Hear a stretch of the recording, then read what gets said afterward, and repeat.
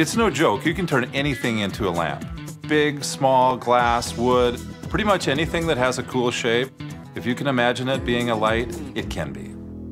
The first thing you need to do is get your hands on a light kit. It can be found at any home improvement store. It'll run you under 20 bucks and it'll come with every part you need short of the bulb and the shade. Next comes the fun part, which is picking out the base.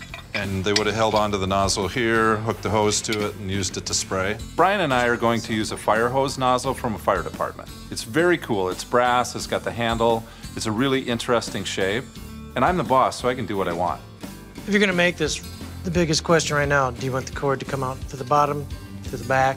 Well, and I think anytime you do one, that's what you need to think about first, is when this is sitting on the table, where does the power come out of? And like this, I could see doing it up on little feet to have your cord come out. But if we could drill through the brass, it'd be cool if it came out of the side. So this could sit flat on the ground.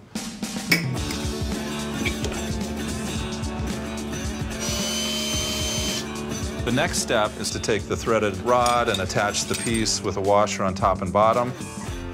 Then tape the ends of the wire together so you can feed it a little more easily. You want to be very careful threading it through that you don't scratch the wire and take the plastic off of it, because then you've got a shock hazard. So then you've got your cord coming out. That piece that you're going to put on is the bottom of the harp. And then we'll get the harp base, and that feeds on and then tightens down with the bottom of the light socket. And it's always a good idea to do a little knot in the wire so if the cord ever gets pulled, it doesn't pull itself out of the socket. Be sure to follow the directions on the light kit, but from here you find the neutral wire that usually has red on the coating, and wrap that around the silver screw on the receptacle. Wrap the other wire, known as a hot wire, around the gold screw. Nice job, Brian.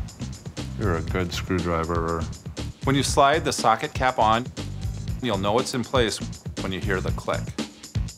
The next step is to attach the harp, put in a bulb, put on the lampshade, and you're good to go. And it works. I was waiting for it to... Yes. Once you've got the basics down, you then can expand your repertoire into building pendants, chandeliers, or even other cool bases for lamps. I have a healthy respect for electricity, and so should you. So if you do have any reservations, don't hesitate to call a professional. Even if somebody else helps you do it, you're still going to have a piece you can be proud of.